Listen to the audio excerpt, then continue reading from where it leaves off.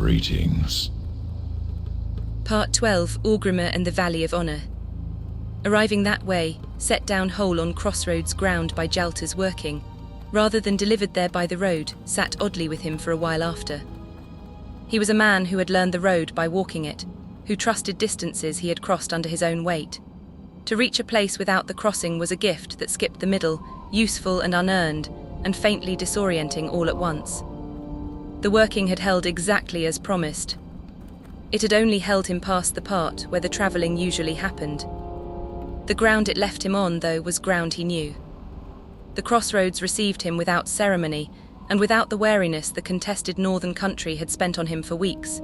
The flat heat, the committed ochre, the low continuous business of a horde way station, all of it asking nothing of him but that he be there. After a long season of borrowed passage and watched borders, standing on ground the horde simply held was its own kind of rest. He asked about Zul'Moran at the Crossroads fire that evening, the way he had been asking at every fire since Grell had given him the name in Arathi. The name, the description, the timeline, the Eastern Road, the context of what he already knew. Most fires had nothing. One fire in the Eastern Barrens had produced a hunter who recognized the name from 20 years back, but the connection was too old and too peripheral to add anything useful. The Crossroads fire produced an older troll trader who had worked the roads between the Crossroads and the Stone Talon passes in the right period, and who looked at the name with the expression of someone locating a particular memory in a large, imperfectly organized collection. "I knew that name," he said. "Not the man, I never met him. But I heard it more than once, in the context of contracts that required a certain kind of worker." "What kind?" Khan said. The trader looked at the fire. "The kind who did not ask what the contract was for," he said. Not ignorant, Zul'Moran was known as capable, serious, reliable. But the work he took had reasons behind it that the worker was not expected to know. He paused. "There is a particular market for that kind of reliable. Not common work. Specific work." Khan stored this alongside what Grell and Vex had each given him, the picture assembling itself piece by piece in the way pictures, assembled when the pieces were honest rather than wished for. He continued north through the Barrens and into Durotar the following morning. Durotar was red in a different way than the Barrens was red. The Barrens' red was the red of exposed earth, soil conducting its business in the open with pragmatic indifference. Durotar's red was volcanic, deeper, more committed, carrying the information that this material had come from somewhere below the ordinary surface of the world and arrived at its current position through forces more violent than simple erosion.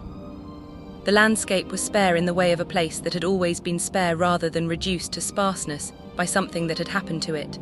The scrub vegetation small and exact, and committed to its own survival, with the focused intensity of things that had never had the option of being otherwise. He felt it as honest, the same honesty he had found in the Barrens, a landscape offering exactly what it had without misrepresentation, which he had learned across months of road to value highly. Razor Hill appeared mid-morning, the last settlement before Orgrimmar, its function as a connective point legible in its position rather than its character. He passed through it as passage rather than destination, and the road continued north until Orgrimmar's gates appeared on the horizon before he had expected them to. The scale of them declaring itself from a distance most things did not declare themselves from. The gates were the city's first argument. They were enormous in the way things built by people who had survived what the orcs had survived were enormous. Not the enormous of ambition or display, but of a people who had looked at everything the world had done to them, and decided what they built next would be built to last, to resist, to communicate readiness for whatever came. The iron and the wood and the sheer mass said this directly, the way a statement said something rather than the way architecture tried to say several things at once. He passed through with the full presence he gave significant thresholds, and Orgrimmar received him. The smell came first, as it always did in cities. Thunder Bluff had smelled of highland air and leather. Shadowpree of the sea. Orgrimmar smelled of forge fires and leather, and the density of a very large settlement built on ground that held heat, the forge smoke a constant low note beneath everything else. It was not unpleasant. It was specific, the smell of industry at scale, of a community that manufactured rather than simply inhabited. The Valley of Strength received him at full operation, the auction house generating its particular commercial intensity, traders and buyers moving through the central space with practiced efficiency, the layered, continuous sound of orc voices dominant and direct, troll voices weaving between them, goblin voices cutting through with the rapid focus of a species for whom unproductive conversation was wasted time.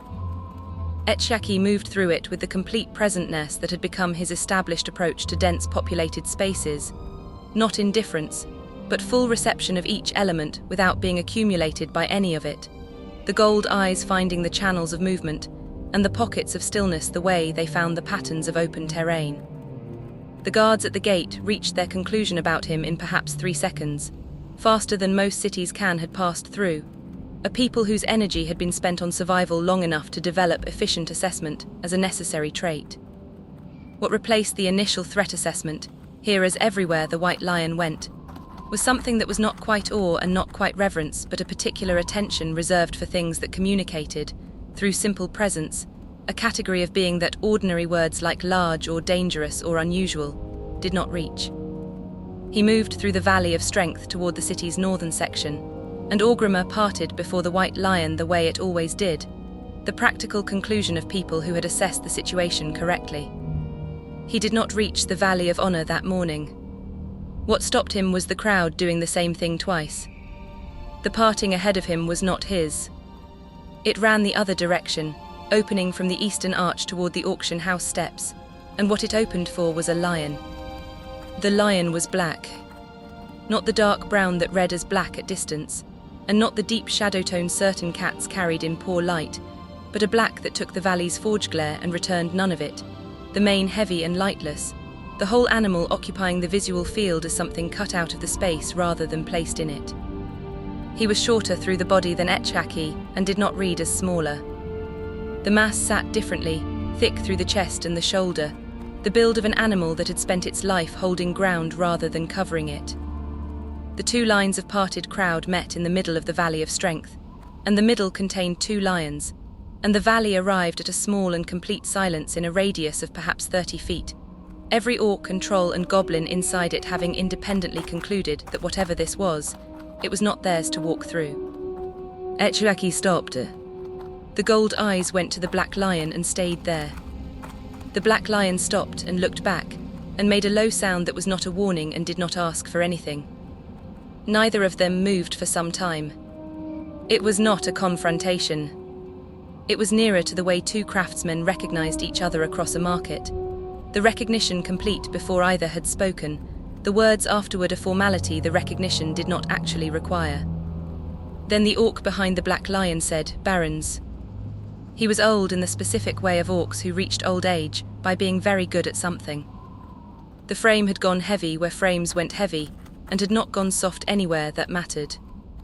His gear was plain and expensive, not decorated, but the plainness that came only from the long replacement of every piece by something better, each item chosen for a reason and kept for the same reason. A bow across his back that had been restrung more times than it had been carried new. Nothing on him arranged to be looked at. "Yes," Khan said. "Mine also," the orc said, and did not elaborate because the black lion was the elaboration. He looked at Echeyakee a while longer. "I have been hearing about him for years. Long before there was a hunter standing next to him. I did not expect to see him standing in a street. He gave his name, which was Ghorak. Khan gave his own, and Ghorak received it without reaction, which Khan understood as courtesy rather than indifference. The courtesy of a man who had decided that the animal was the interesting thing and the hunter merely the person who had arrived with it. "That one is humor," Ghorak said. "The big tree south of the Crossroads. He held that ground before I was born, and he holds it now, in the sense that he has never once behaved as though he had stopped." "How long?" Khan said. 11 days under the tree." Ghorak's mouth did something that was not a smile. 2 of them with another hunter 40 yards off, waiting for me to make an error. And at the end, he used the only thing he had. He went low and he called, and every lion under that tree came at once. He paused, in the manner of a man reaching the part of an account that still cost him something to say plainly. You cannot defend yourself while you are doing it. That is the part nobody tells you. The taking leaves you open the whole length of it. You arrange the ground beforehand so that being open does not matter, or you do not come back. Khan thought about that for a while. And yours, Ghorak said. How long? 6 days, Khan said. 4 learning the ground. 2 sitting on it. Ghorak looked at him. 6 days, he said. Khan said I was not taking him. Ghorak was quiet after that. He looked at the white lion for a long moment, and then at his own, and Khan watched a man arrive at something and decide not to be diminished by it. The particular steadiness of someone secure enough in what he had earned to acknowledge that a different thing had happened here, and that the different thing was also whole. That is not the trade I learned, Ghorak said at last. He said it as an observation and not as a concession. Both of them are hunting. They are not the same craft. He looked at the gun across Khan's back, and at the single axe at Khan's belt, and reached a conclusion about where Khan was going and how far along he was. Valley of Honor, he said. Yes. Then 2 things, and you can have them for nothing. He held up one finger. There is a band of ground close in, where the bow is not a weapon. It is a stick. Every hunter finds the edge of that band eventually, and most of them find it at the worst possible moment, with something already inside it. Find yours deliberately. Then decide, in advance and while nothing is trying to kill you, what you are going to do with your hands when something crosses it. He lowered the finger. That is why you are going to the valley. You already know that, or you would not be walking north. And the second, Khan said. Hanashi will give you exactly what you ask him for. Ghorak paused. Sayoc will give you what you did not ask for. Take that as well. He turned to go and then did not, the way people did not when they had one more thing and had decided it was worth the delay. There are 2 kinds of hunters, Ghorak said. The kind whose companion has brought an entire camp down on him, and the kind who lie about it. Khan considered the question honestly, because it had been asked honestly under the cover of not being a question at all. The rake, he said. My first. A Quillbore camp in the Barrens. He was young and I was younger. Ghorak nodded slowly, with the satisfaction of a man whose joke had done precisely the work he had built it to do. Good, he said. Now I know what you are. He went east toward the arch with the black lion beside him, and the crowd closed behind them the way crowds closed, and the Valley of Strength returned to its commerce as though nothing had briefly interrupted it. Echeyakee watched them until the arch took them, and then looked north, which was the direction they had been going before the morning had presented him with something worth stopping for. Khan did not go north. He found a place at the valley's edge where the auction house wall threw shade, and sat down with his back against it, and Echeyakee lay down beside him, and he stayed there until the sun had moved off the stone.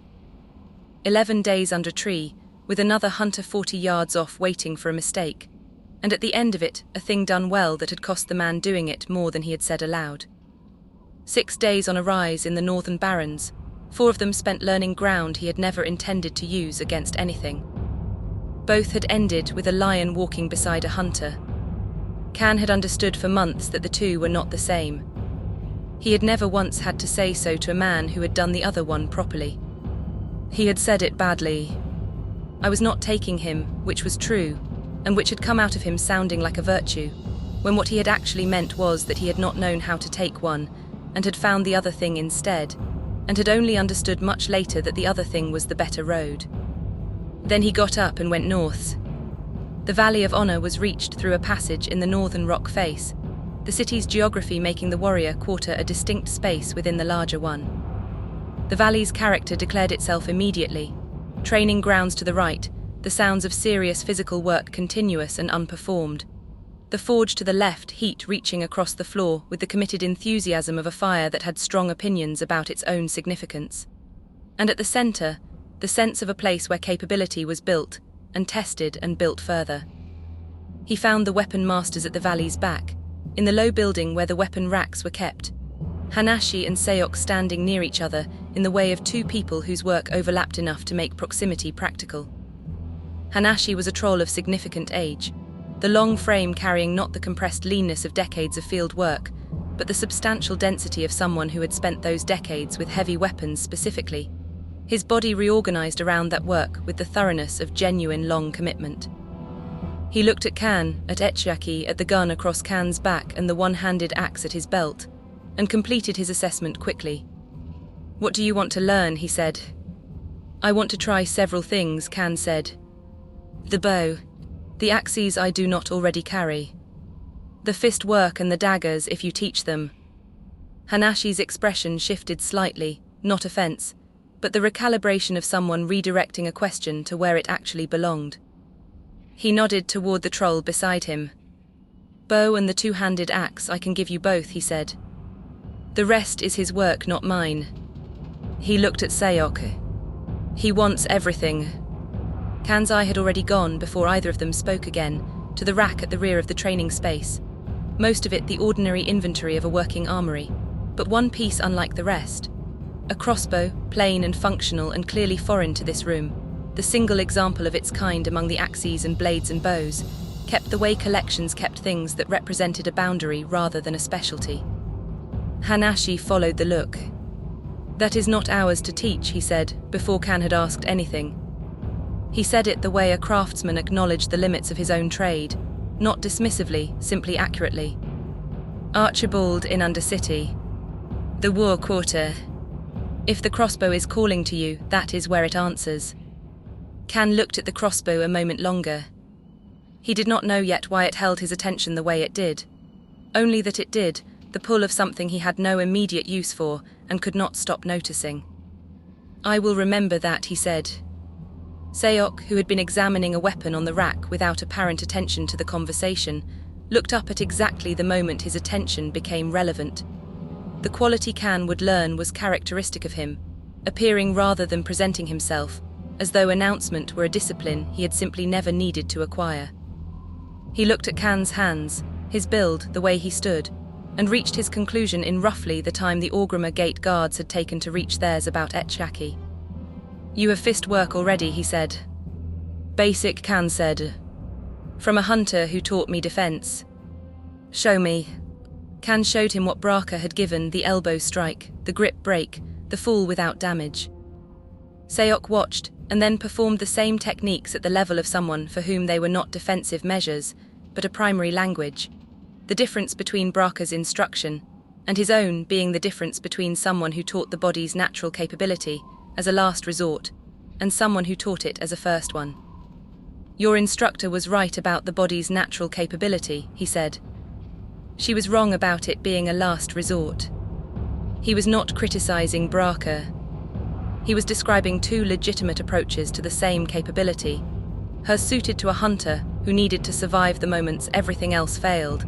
His suited to someone choosing to develop the fist weapon as a genuine discipline in its own right. What followed across the next weeks was less a single course of instruction than a kind of exploration that Sayoc, once he understood what Khan was actually asking for, seemed to find more interesting than the ordinary single-weapon student. "You want to know what each of them is," Sayoc said on the second morning, watching Khan handle a dagger with the careful unfamiliarity of someone starting from nothing. "Not which one to commit to." "Yet." "Yes," Khan said. Sayoc considered this. "Most come to me already decided," he said. "They have heard a story or watched someone fight, and arrived wanting that one thing." He looked at Khan with something that might have been approval. "You are doing it backward, which is correct and which almost nobody does. You should know what your hands actually prefer before you decide what they are for." He began with the bow, because Hanashi had already laid groundwork there and Sayoc's own instruction simply extended it. The differences between the gun's mechanism-managed energy and the bow's full-body draw, the back and shoulder, engaged in sequence the gun never required. Khan's grip, shaped by 2 years of gun habit, needed correction before anything else could be built on it. Again, Sayoc said more than once, showing the adjustment each time with the patience of someone who had taught the same correction often enough that the teaching had become entirely clear, without becoming reduced. The daggers came next, the beginning that was most fully a beginning, no prior habit to revise, no existing framework to build on or fight against. He was starting from nothing, which was in some ways harder and in some ways easier than starting from something. Sayoc taught it with the patience of someone who understood that a beginning shaped everything built on it afterward, uninterested in the gap between what Can could currently do and what the weapon eventually required, simply addressing the gap with the next correction and the next one after that. The fist work followed the same pattern, Sayoc's version of what Braka had given him as a defensive last resort, developed here into something with its own internal logic, and its own demands on footwork and timing that Can had not previously associated with hands alone. The two-handed axe, when he came to it under Hanashi's separate instruction, was a different instrument from the one-handed axe in every way that mattered, not simply larger, but replacing the existing relationship between fighter and weapon with a different one entirely. Braka had told him, when you swing from the arm you use a fraction of what is available. The two-handed axe made the principle more extreme and more complete. There was no possibility of swinging from the arm at all, the weapon's weight defeating that approach immediately and leaving no option, but the full-body involvement Braka had pointed toward as advanced technique, and which this weapon required as a baseline. He worked through all of it across the weeks. The bow, the daggers, the fist work, the two-handed axe, even the thrown weapons that Sayoc mentioned almost as an afterthought one morning, and taught him in a single demonstrative session, because the principle transferred easily enough from what he already had. He tested what he was learning against the other students who trained at the Valley of Honor in the afternoons. Not formal duels in the sense of anything sanctioned or scored, but the informal kind that grew naturally out of shared training ground and wooden practice weapons, and the restlessness of people who had spent a morning being corrected and wanted, by afternoon, to find out what the corrections amounted to against something that was actually trying to hit back. He lost more than he won in the first week, against orcs and trolls who had been training with these weapons for years rather than weeks. And he lost in the way he had always lost things worth losing, without managing the loss into something more comfortable, reading each defeat for the information it contained about what his body still did not know. He won, occasionally, against students closer to his own stage of development, and the winning taught him less than the losing did, which he noted as its own small piece of useful information about how learning actually worked. A young orc named Drakhtho, perhaps 3 years into his own training, became something like a regular sparring partner over the second and third weeks. Not a friendship exactly, but the working relationship of two people who had each decided the other was worth the bruises. Drakhtho fought with a two-handed axe of his own, heavier than the wooden practice weapon Can was still using, and watching him work was its own form of instruction that supplemented whatever Hanashi gave in the mornings. You hit like someone who has been swinging a staff your whole life and only recently found out an axe was heavier, Drakhtho told him after one exchange, not unkindly. The honesty of someone who had decided bluntness was more useful between sparring partners than diplomacy. It is not wrong. It is just not yet all the way an axe. Can absorbed this the way he absorbed all accurate observations, and worked on it, and by the third week the gap between staff habit and axe correctness had narrowed enough that Drakhtho's assessment, delivered again unprompted, had changed to better. Still not all the way. Closer. He bought the axe in his second week, at the Valley of Strength auction house. Once Hanashi had confirmed his skill with the wooden weapon, had reached the point where carrying something real would refine rather than endanger him. The piece had come off a trader who described its origin with the specific vague confidence of someone repeating a story they had not personally verified. Out of the Eastern Kingdoms, out of Arathi by way of several hands, none of which had held it long.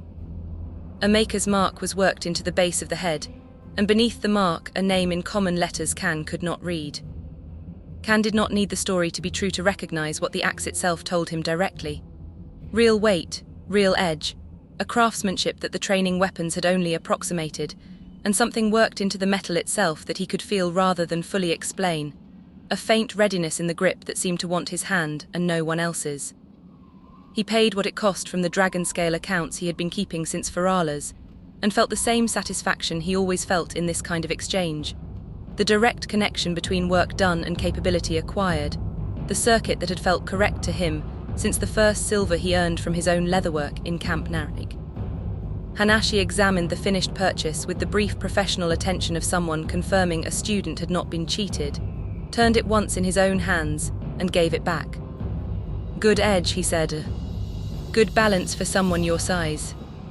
He looked at Can for a moment with an expression that carried more than the assessment of the weapon alone. If you were not a hunter, he said, you would make a serious warrior. I do not say this to many people who come through here. Most of them are already warriors and are simply confirming what they already knew about themselves. You are something else learning to also be this, and the learning has gone further than it usually goes for someone in your position. Can considered the words with the attention he gave things that were offered as genuine assessment, rather than flattery. I am who I am, he said. I sleep well with Echeyakee around me in the wild, reading the dark for things neither of us needs to fear alone. I do not think I would sleep as well only ever reading it for the next engagement. He paused. The axe is mine. The being a warrior is not all the way. I think there is a difference, and I think the difference matters more to me than the compliment does. Hanashi looked at him for a long moment with something that settled by the end of the look, into the respect of someone who had offered a real thing, and received a real answer rather than the deflection or the eager acceptance he had probably expected either of. That is the correct answer, he said. I would have thought less of you for the other one. He returned to his own work, and Can hefted the axe once more, testing its balance against the wooden weapon's memory still living in his hands, and went back to practicing with the real weight now matched to the real understanding the weeks had built underneath it. He went into the field east of Orgrimmar with the new weapons in the second week. This was not bravado. It was a calculated decision by someone who understood the real risk of operating in the field with low weapon skills, weighed against the benefit of field practice no training ground could replace, and had found the calculation answered. Yes, carefully, with full awareness of what the carefulness was protecting against. The creatures in the Durotar terrain east of the city were not the most dangerous things the road had offered him, not dragonkin, not the Farala's specimens that had demanded everything he and Echeyakee had built together. But they were real, with the real consequences that low skill made more likely to arrive. He used the bow first, the distance making low skill risk most manageable, the encounter shaped at range before it became close engagement. He was bad at it in the way of someone who understood the principle, and could not yet execute it with the consistency understanding alone never produced. The shots went where intended perhaps half the time. He learned from the other half the way Braka had told him, long ago, he would learn from the first wide shot. Now you know what it actually is rather than what you thought it was. Echeyakee covered the consequences of the shots that missed, the automatic fluid competence of months of working together reading Can's positioning, and filling the angles his attention had not yet reached. He used the two-handed axe at close range, and at low skill it was humbling in the way genuinely demanding physical capability was humbling at the beginning. The gap between what his mind understood about the weapon and what his body could currently execute being wide enough that the understanding was more burden than help. He was bad at it. This was true, and he let it be true without managing it into something smaller. He practiced mornings in the Valley of Honor with Sayoc's and Hanashi's corrections, afternoons in the field with the real consequences low skill produced, the gap reducing the way all genuine physical learning reduced, not in dramatic breakthroughs, but in the steady accumulation of small improvements that were individually unremarkable and collectively constituted capability.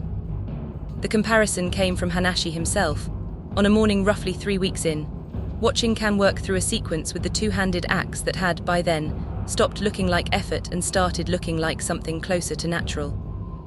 Hanashi stood with his arms crossed for longer than his corrections usually required him to stand silent. When Can finished the sequence and looked at him for the assessment, Hanashi did not give the correction Can was expecting. He said that turn through the hip. Where did you learn it? From you, Can said. 3 weeks ago. Hanashi shook his head slowly, not in disagreement, but in the way of someone revising what he had just watched. I taught you the turn, he said. What you just did with it is not entirely what I taught you. He was quiet a moment, looking at Can with attention that had shifted register. I have seen that exact quality of movement once before, he said. Not from a student. From a story. Can said nothing, waiting. There is a human lord in Arathi, Hanashi said. A nobleman. Alexander. He looked at the axe resting against the practice post, at the mark worked into the base of the head. I cannot read what is written beneath that, Hanashi said. I have never needed to. I have handled 4 weapons out of the Eastern Kingdoms carrying that mark, and I was told whose it was the first time, and nothing since has contradicted the telling. His armories produced them, in the years when he still put his name on things. He was a gladiator once, when he was young, before the title, before the land, before whatever he has since made of both. They say he fought with a 2-handed axe like it was not a weapon at all. Like the axe was simply the shape his dancing happened to take that day. He paused. I never saw it myself. I have only ever heard it described, more than once, by people who had no reason to agree with each other and described the same thing regardless. He looked at Can for a long moment. I am not telling you this as a compliment exactly, he said. I am telling you because your hip just did something I have only heard attributed to one other person, and I think you should know that the gift and what someone does with the gift are 2 entirely separate questions. Can held this with the same stillness he brought to most things the road gave him without a clean place to set them down. He did not ask Hanashi to say more. He understood from the shape of what had been offered and from where it stopped that more would come from somewhere else at some other time, when the road decided it was the right time for it to come. He said only, "Thank you for telling me as much as you did." Hanashi nodded once, the conversation closed on his end and returned to his own work, and Can picked up the 2-handed axe again and continued. The Valley of Spirits was the Troll Quarter, set apart from the Valley of Strength, the way communities within communities set themselves apart, maintaining their own character without dissolving into the larger cities. He went on the 7th evening, when the fires were lit and the day's work was finished, the conditions in which careful questions sometimes found careful answers. He asked about Zul'Moran at the first fire and got nothing. The same at the second. At the third, an older troll woman looked at him with the attention of someone who had recognized something and was deciding whether to engage with the recognition. Where did you hear that name, she said. From a guard in Arathi who heard it on the roads, Can said. And from a troll trader at the Baron's Crossroads. She was quiet a moment. The fire made it sounds. I knew that name, she said. Not well, Zul'Moran was not someone who cultivated knowing. He worked his contracts and kept his accounts and did not involve himself in the communities he passed through any more than the work required. What was he like, Can said. Tall, she said. Even for a troll. The build of someone who had done serious physical work since he was young and never stopped. A mark on his left arm, not a wound, the kind of mark that means something to the people who give it and the people who receive it, though I never learned what. She paused. He was not cruel. I want to say that clearly, because the work he took could have been done by cruel people and sometimes was. He was simply without questions. Whatever he was contracted to do, he did it and did not ask why. Do you know what the last contract was, Can said. The one that took him east.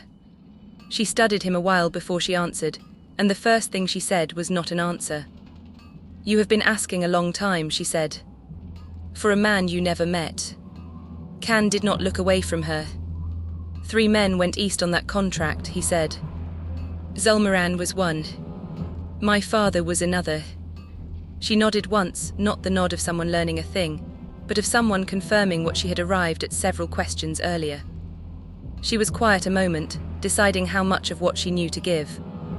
I heard not from him, from someone who heard it from whoever arranged it, that the last contract was different from his usual work, she said. Not different in danger. Different in what was being moved. The usual work was people or goods. The standard contracts. But this one was neither, in the ordinary sense. Something that required the discretion Zul'Moran and his kind were known for, not just the capability to move something through dangerous territory, but the kind of worker who did not know and would not say. Can held still. Whatever your father was carrying east, she said, it was not routine dispatches. Someone wanted it moved by people who would not know what it was, and could not say so if something went wrong. That is a particular kind of contract. It is the kind arranged by people who have their own reasons for arranging it that way. He said, "Did you hear anything about what happened to them?" "No," she said. "Only that Zul'Moran did not come back. And that the person who arranged it, I heard this much later, years on, was never held accountable for the contracts they arranged or what happened to the people who took them." "Do you know who arranged it?" Khan said. Her expression held several things at once. "No," she said. "Only that they were not Horde. And that they had the kind of resources people have when they are connected to power that does not announce itself." He thanked her with the genuine directness he brought to all gratitude for things worth being grateful for. She nodded once, the nod of someone who understood what she had given was not nothing and was not sufficient, and that both were true simultaneously. He sat at the Valley of Spirits for a long while after she had gone. The picture had shifted again, not toward resolution, but toward a different, more troubling shape. His father had not been a scout carrying routine dispatches. He had been part of a contract, requiring the discretion of people who did not ask questions and could not answer them, arranged by someone with resources and connections that had nothing to do with the Horde, who had never been held accountable for what happened to the people who took it. Something had gone wrong on the Eastern Road that had taken 3 men at once, arranged by someone whose reasons Khan still could not see and could not yet approach directly. He held it the way he had learned to hold most things, without forcing it toward a conclusion the evidence did not support, without looking away because it was troubling. He walked back to camp through Orgrimmar's evening, Echeyakee at his right side, the city's fires reflected in the gold eyes. The weeks in Orgrimmar settled into the rhythm the city's character shaped, mornings in the Valley of Honor, afternoons in the field, evenings at the crafts that sustained him. The Dragonscale found buyers through the city's commercial network, the way real craftsmanship finds buyers anywhere sufficiently large. Not through effort, but through the natural meeting of skill, and those who recognize what it represents. He cooked from materials Orgrimmar's trade connections made available, new combinations that Asker Mistrunna's instruction had prepared him to understand, and Wulan's more advanced teaching had prepared him to extend. He fished the South Fury River in the early mornings, the water fast and cold, and carrying information about the highland terrain it had passed through. A new dialect added to the growing vocabulary with the same quiet pleasure all the additions produced. The weapon skills built slowly, the only way genuine physical capability ever built. By the 3rd week, the bow found its mark significantly more than half the time, not yet adequate but considerably better than the beginning.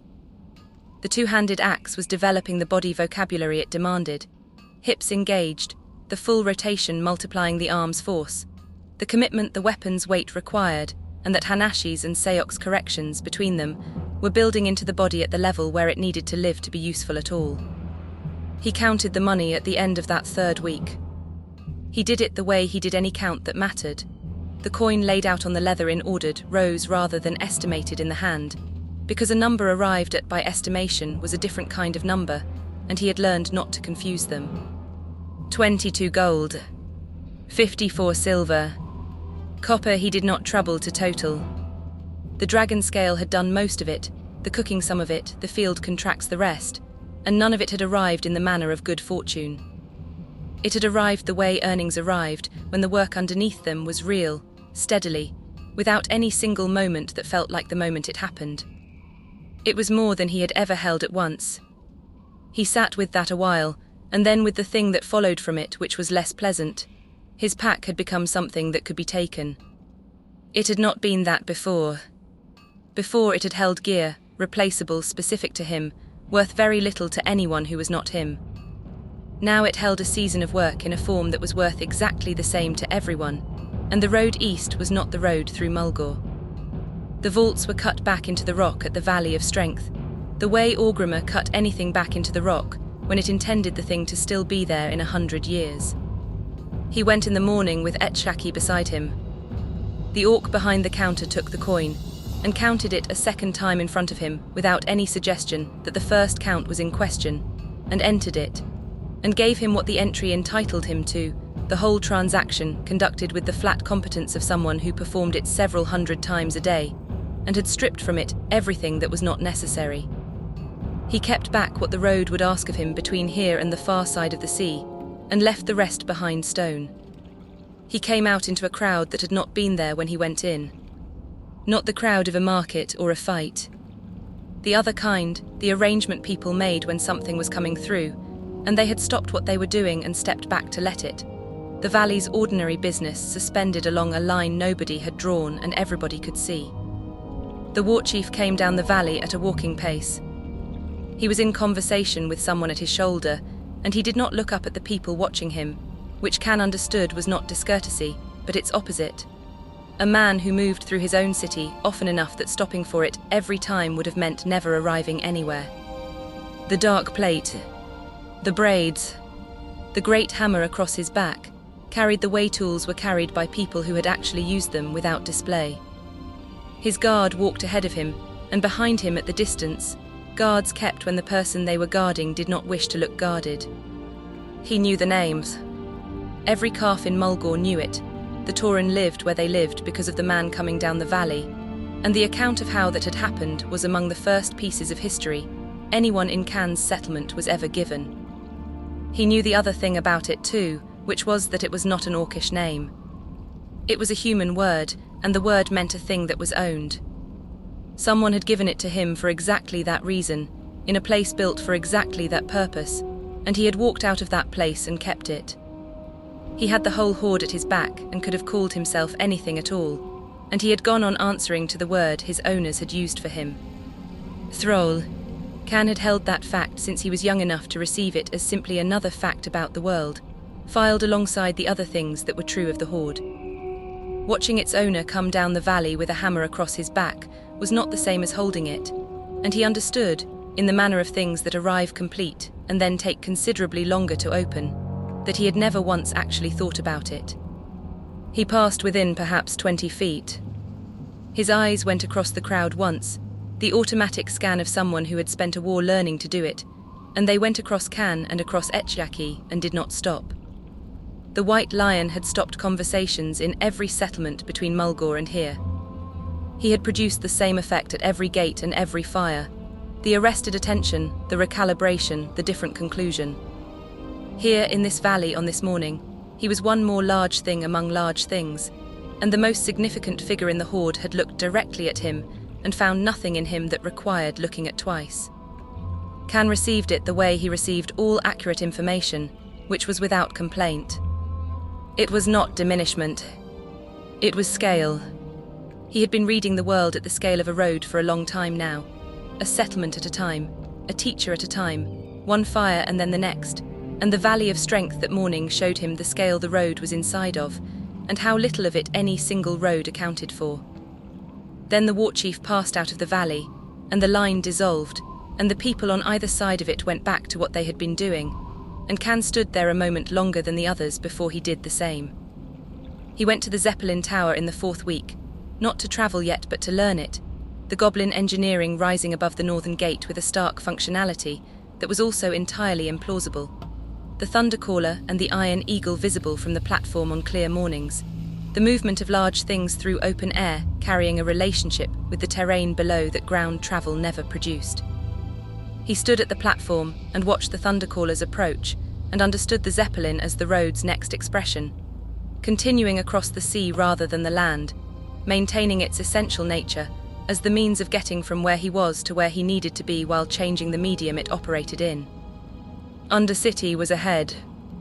Master Archibald in the war quarter, and the crossbow, the weapon almost no Tauren hunter carried, because almost no Tauren hunter sought it out.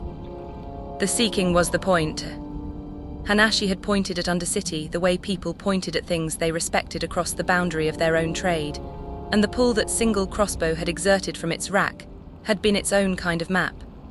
The pull of something he had no immediate use for and could not stop noticing, which he had learned to treat as information. He left Orgrimmar on a morning in the 5th week, the gun across his back beside the bow now, the two-handed axe at his pack's side as the weapon he had chosen above all the others he had tried, the daggers at his belt for the moments the axe could not serve, the fist work in his hands as the last resort it had always been meant to be even after Sayoc's more ambitious instruction. He climbed to the Zeppelin Tower platform with Echeyakee and waited. The city was not visible from up there. It surprised him for a moment and then stopped surprising him, because it was simply what Orgrimmar was, a city set down inside its own rock. The valleys cut below the level of the surrounding country, walled by the stone it had been made out of. What the tower's height brought was not a view of the city. It was a view of everything the city was not. Durotar ran red and open below him. The South Fury carried its highland water west toward the sea. The mountains stood north in the grey of stone that had never been quarried. Of Orgrimmar there was the gate, and there was the smoke. The smoke was enough. It came up out of the rock in the several columns he had spent 5 weeks learning to place without needing to see what produced them. The forge heaviest and most continuous, running all day and most of the night. The cooking fires thinner and arriving at their own hours. The trailing threads that meant a quarter had finished its work and settled. He found he could name most of them. It was a different knowledge than living inside it had been, and he did not think it was a smaller one. He looked at it a while, with the kind of looking he gave places he was about to carry with him rather than leave behind. Then the Thundercaller arrived at the tower with the mechanical sound and wind displacement an airship produced, and the Zeppelin master confirmed departure, and Khan stepped aboard with Echeyakee beside him, and the road continued. I tried everything Sayoc had to teach before I chose anything. This was deliberate. Most students arrive already decided. He told me. They have heard a story or watched a fight and want that one thing. I did not want that. I wanted to know what each weapon actually asked of my hands before I decided what my hands were for. The two-handed axe is the one that fit. I cannot say precisely why beyond the particular feeling of correctness that some tools produce and others do not. The same feeling I had the first time my mother showed me the staff's full-body swing, and Braka extended the principle further with the one-handed axe. The two-handed axe is that same principle taken to its most complete and demanding expression, and something in me recognized the demand as one I wanted to keep meeting for the rest of however long I carry a weapon at all. The bow and the daggers and the fist work are mine now too, in the sense that I can use them honestly when the moment calls for them. But the axe is the one I would choose first, if I could only choose one. I think this matters, not because the others are lesser, but because knowing which one is first tells me something about what I actually am underneath all the things I have learned to do. I am bad at the bow still, though less bad than I was. I have not been this kind of bad at something since the first morning with Braka's gun, the shot wide, the kick more opinionated than I had prepared for, her saying, "Good, now you know what it actually is rather than what you thought it was." Being bad at something is information. The badness shows you the gap between understanding and execution, and the gap is the only thing practice can actually address. I met a hunter in the Valley of Strength with a black lion, and I have been turning the meeting over since. Ghorak spent 11 days under a tree in the Barrens to take humor, 2 of them with a rival 40 yards off waiting for him to make an error, and at the end of it, the lion called, and every lion under that tree came at once, and he had arranged the ground beforehand so that being open did not matter. That is a craft. It is not my craft, but I noticed in myself the impulse to call it a lesser one, and I did not like what the impulse said about me. He asked how long mine had taken, and I told him 6 days, and then I said the true thing, which was that I had not been taking him. It was the first time I have said that to a man who had every reason to hear it as an insult. He did not hear it that way. He said both of them are hunting, and they are not the same craft, and then he gave me 2 useful things for nothing, which is not what a man does when he has been insulted. What I keep returning to is which of us actually waited. 11 days of holding a position against an animal is work. 6 days of sitting in the open being nothing worth attacking is the absence of work. I do not know whether that distinction favors me or the other way around, and I notice that I want it to favor me, which is the exact reason to leave the question where it is. the troll woman in the Valley of Spirits. Whatever my father was carrying east was not routine dispatches. Someone with resources and connections outside the Horde arranged for it to be moved by people who would not know what it was and could not say. Someone never held accountable for what happened to the people who took that contract. I have been sitting with this since she said it, significant and fragile at once. Significant because it is the closest I have come to understanding the shape of the Eastern Road. Fragile because the shape is still incomplete, and forcing it toward completion now would produce a false shape rather than the true one.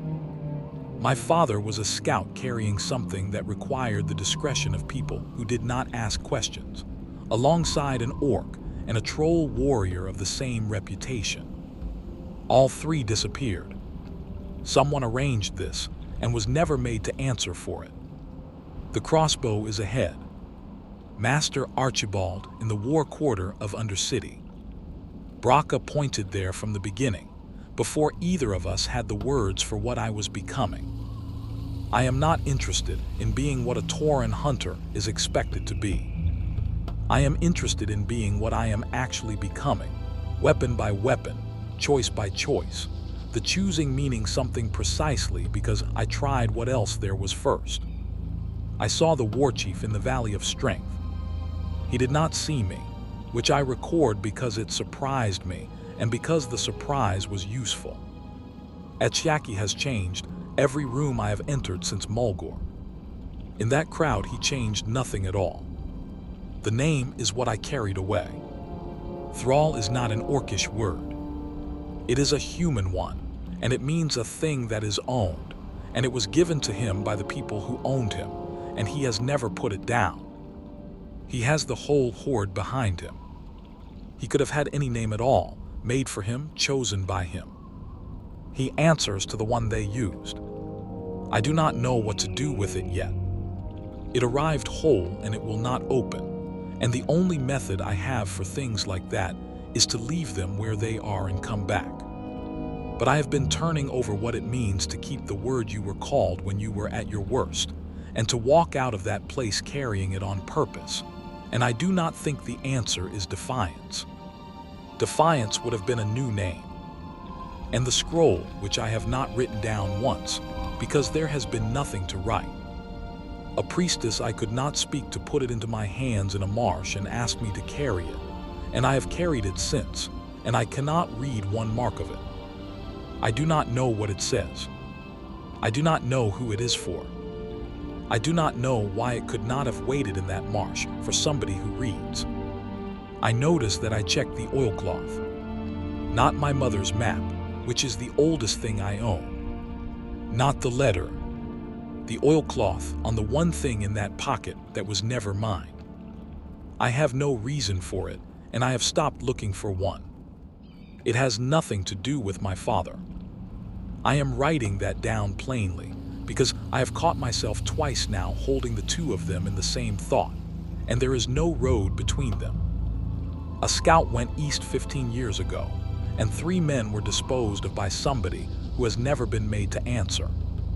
A woman was bleeding in the dark and needed a thing carried. Those are 2 separate matters. Below me is water, and Kalimdor is behind me and getting smaller, and I have never in my life stood anywhere that some part of it was not ours. Undercity ahead. A city of the dead that keeps a hunter's trainer, on a continent where nothing at all is mine. 2 matters that have nothing to do with one another, and I am carrying both of them east. Can ASHWALLOW. Epilogue, the other side of the fire. She waited until she could not hear him. That took longer than she expected. He was an enormous creature, and he moved through standing water almost without sound, and twice she thought the marsh had swallowed the noise of him entirely, and twice she was wrong, and heard it again further out. So she stood where he had set her down, taking her weight on the crutch and the good leg, and did not call and did not turn and counted. When she was certain, she counted the same interval again against nothing. Then she filled her lungs and called toward the walls. It was not far. She had known it was not far. She had known it the whole of the previous day, lying in a marsh with a broken leg, working out how many hours of crawling stood between her and a gate she could see the top of. The answer had been more hours than she had blood for. That calculation was the last clear thing she had done before the fever took the edges off her thinking, and she had been rather proud of it, in the way one is proud of arithmetic done correctly under bad conditions, and it had not helped her at all. 2 guards came out at a run. A third stayed on the causeway with a horn to his mouth, which was correct, and she noted that the Ramor's people were properly drilled and filed the observations somewhere useful. The first of them reached her and took her weight before he asked her anything. That was correct too. Then he asked who had done this to her, and she found that the first thing she had to do, with a language somebody else could understand, the first sentence in 2 days that anyone could answer in her own voice, on ground that was supposed to be safe, was correct him. "Nobody did this to me," she said. "The marsh did this to me. Somebody else undid most of it." The surgeon at the Ramor was a human of perhaps 50 who did not talk while he worked, which she appreciated more than she could tell him. When he was finished, he sat back and looked at the splint for a while, at the cut of it, at the padding, at the way the binding had been run, and asked who had set it. "A hunter," she said. "Trained where?" "Nowhere." He looked at the splint again, as though the answer had changed something about it. He said that in 11 years of pulling people out of that marsh, he had seen a great deal of field work, most of it done by people who had been taught, and that this was better than nearly all of it, and that whoever had done it had understood something about swelling that took most people about a decade. Then he told her that she had lost a great deal of blood, and that the reason she still had a leg below the knee was the splint, and the reason she was alive was that somebody had kept her warm and awake and had not gone to sleep. "He did not sleep," she said. "I watched him not sleep." The Lady Jaina Proudmoore came on the 3rd day. Silvara had not expected that, and it took her some moments to arrange herself, and there was no arranging to be done, because she was flat on a cot with her leg in a frame. The room they had given her was small and private and off the main ward, and the door stood open, so that the infirmary went on being audible without being visible. Whitewashed stone. One window, high and small and unglazed, and through it a rectangle of dust-wallow sky the colour of dishwater, and the sound of the harbour getting on with its morning. A brazier that somebody kept fed. She had seen the Lady of the Ramor twice, both times at a distance and neither time in a room. Once from the deck of a Calderay ship at Aberdeen, 4 years back, when the human boats were still arriving and nobody had settled on what to call the arrangement, and once across the length of a hall in Darnashus, where she had been the only human present and had appeared not to notice it. Neither sighting had prepared her for this one. The face was the same face, and had a good deal less than 30 years on it, and everything holding the face up had been quietly replaced. She was in plain blue. No circlet. No escort waiting at the door. She crossed the room and brought a chair over herself rather than have one brought, and sat down in it with the particular precision of a woman who has learned to be still, because stillness is one of the few parts of her day she still controls. Her hands, when she folded them, were ink-marked at the first 2 fingers. She asked about the leg before she asked about anything else. So she gave that part first, and found it easier to give than she had expected, because it was the only part of the last 2 weeks with a shape. She had come down out of Ashenvale on foot, and by boat and on foot again, alone, because the work she was doing was pre-war paper about Kalimdor, and the Ramor was the one place on the continent where pre-war paper about Kalimdor might be recognised for what it was. She had judged the marsh road acceptable. She had been wrong about it in the ordinary way a person is wrong when nothing has gone badly for a while. What came out of the water had not been sent by anybody. It had been the marsh doing what the marsh does to a thing walking on its own after dark, and there had been 3 of them, and they had come from 3 directions in a manner that suggested nothing more sinister than that 3 separate hungry animals had arrived at the same conclusion about her at the same time. She had put light between herself and the nearest one, and it had gone back into the water. She had turned for the second. The ground had gone out from under her at the edge of a depression she had not known was there, and she had fallen perhaps her own height, and the leg had broken on the way down.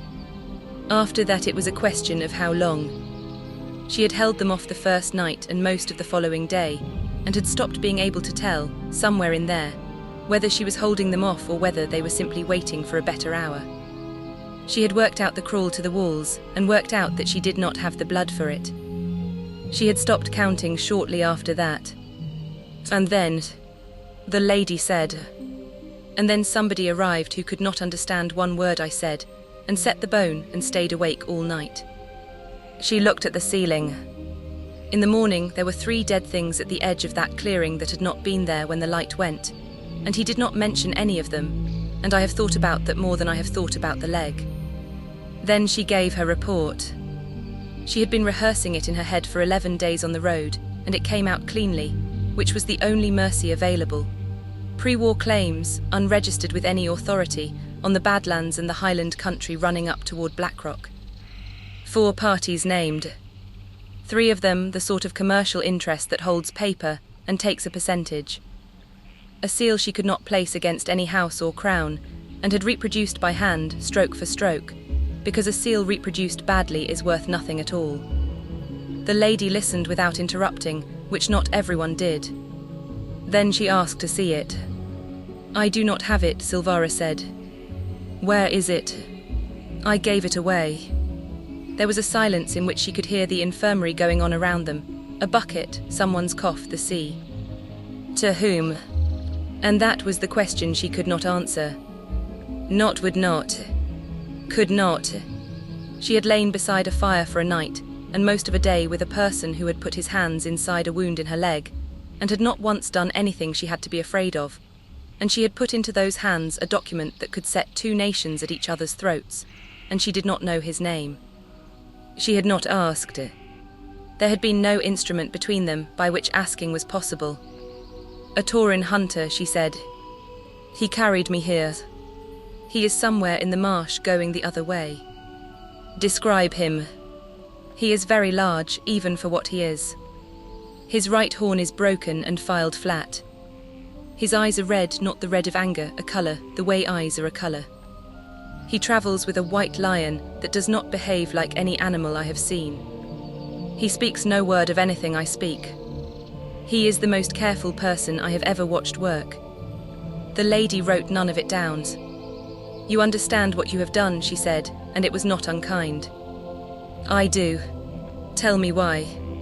Silvara looked at the ceiling of the infirmary for a while, and then said the thing she had worked out somewhere between the fire and the sentry line, which was that a claim capable of starting a war is at its most dangerous when only one side has ever heard of it. That the paper was not evidence against the Horde, and was not evidence against the Alliance. That it was evidence against 4 parties who had spent 20 years relying on neither side knowing they existed.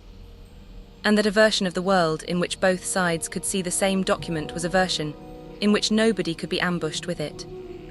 And if he sells it, he will not sell it. You cannot know that.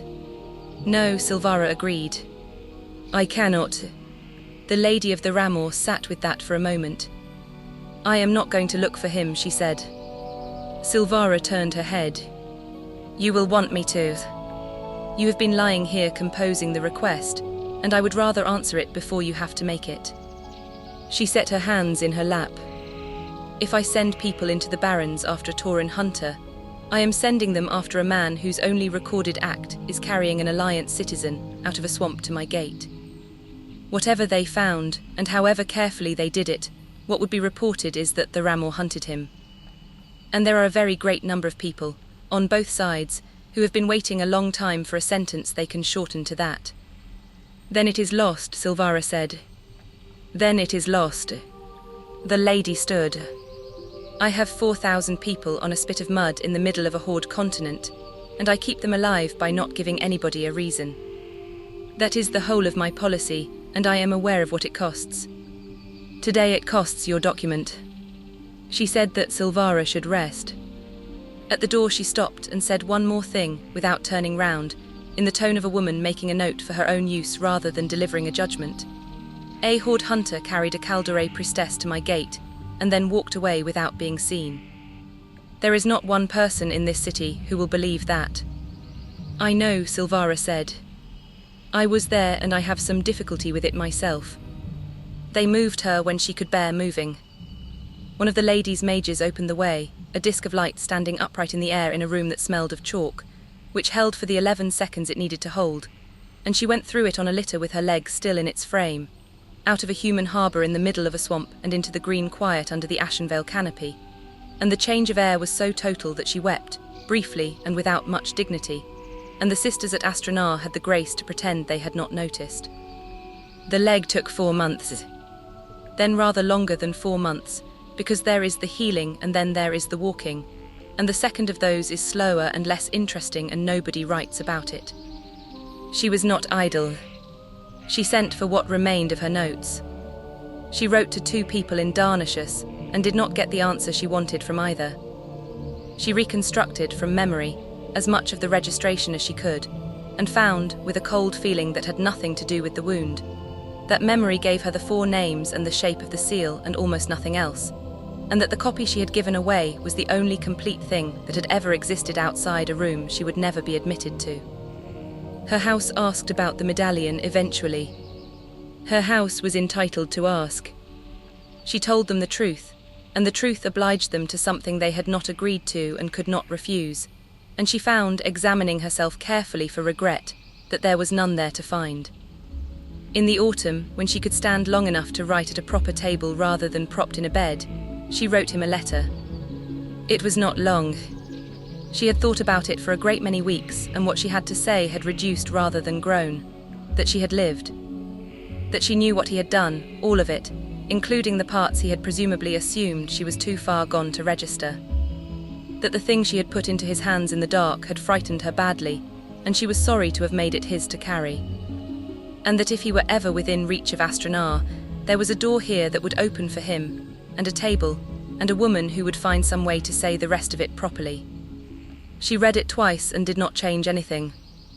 Then she sat with her pen over the place where a name goes. She had no name to put there. She had no road to send it down, no city he lived in, no company he belonged to, no order that would know him, nothing but a description and a marsh and a fire 8 months behind her.